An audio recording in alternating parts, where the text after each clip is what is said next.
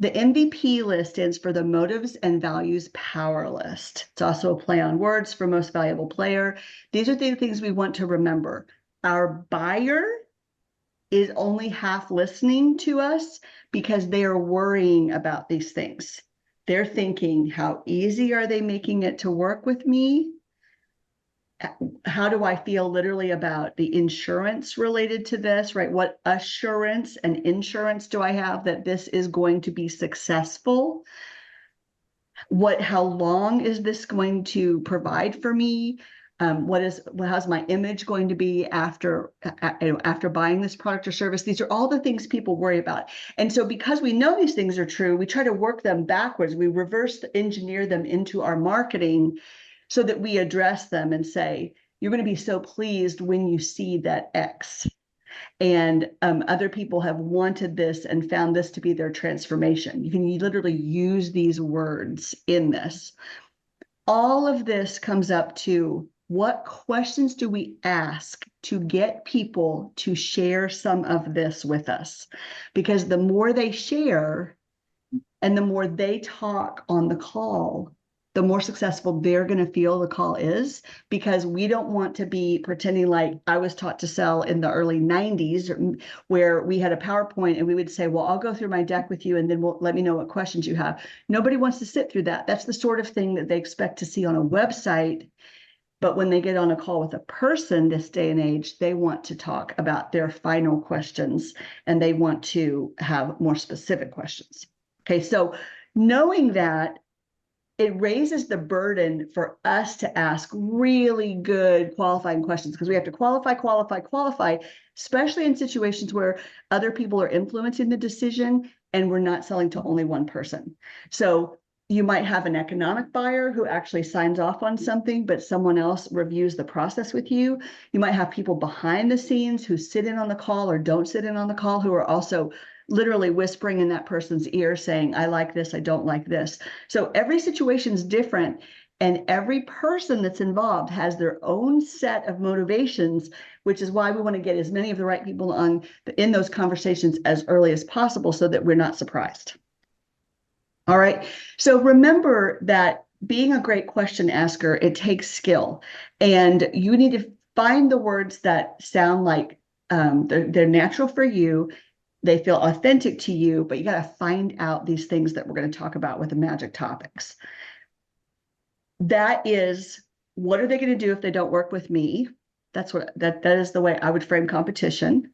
So it might literally be another company. It could be that the competition sometimes is doing nothing. It's the status quo. All right, we have to talk about money so they're not surprised in the 11th hour. Nobody likes that. We certainly have to understand their goals. We have to understand, is this a marketing lead or is it a real opportunity right now, because it has to do with timing. It might make sense to talk to them and answer all their questions, but they're very transparent about the fact that they're not going to do anything for 12 months. Okay, that's going to affect the pace at which I follow up and what I support them with in the meantime. So those are things we need to know. And then finally, how will you decide to move forward? People do not know the answer to that question. They do not know the answer to the question, how will you decide? But by asking them, they will then decide and hopefully share with you. So we will talk about that category as well. So I think it's probably going to take a couple of sessions, because I really want to hear other people share, hey, this works for me. And what we'll do is you'll come out with some new things to try on future calls. So let's keep going. Let's dive in. I like to ask about goals first, because goals set the context for the conversation. They're really the why are we on this call right now? And some people, Elaine, I think you asked this. I think you say, what brought you here? Or like, what made you want to do a call right now? Isn't that true? Is there something like that? Yes. If you literally say, tell me the context, right? Yeah.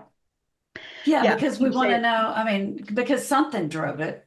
I mean, mm-hmm. whether it was that, Margaret said we have to get together, like somebody just did with you, or they really had this thing in the back of their head and they knew that I had a certain type of expertise and they want to know what I think about this thing. And I just need to know why are you there? What's the rub right now? And how do you like to say it? How do you literally ask that? oftentimes, only because I just did this yesterday, was so if you could wave a magic wand and fix one thing right now, what would that be? Mm. Because it usually gets right at the heart of whatever problem they're having. Uh-huh. Yeah. That's a quick bypass to the tell me more, tell me more, tell me more, tell me more. Yeah. Uh-huh. And I would say the idea of understanding the context of your first conversation is not quite the same as the topic of timing, because you could have something that's prompting this call, but that does or doesn't mean that they're going to buy right now. Does that make sense? So I think it's two totally separate things. yeah, I think it makes sense. I kind of put context with goal because, again, there's something that's driving them to look, but we still have to be very careful that we don't have what we call in sales happy ears, or we're only hearing what we want to hear. And we assume if they went to all the trouble to take the call that they are ready to buy. It's not true. People will spend all kinds of time doing crazy stuff. So that's no indication that they're actually going to move forward yet, unless they tell you that that's the case. So I like to ask, would you give me some background? Sometimes I'm that vague, so they can just kind of bring up whatever they want, or what has led us to this conversation. Both of those have worked for me.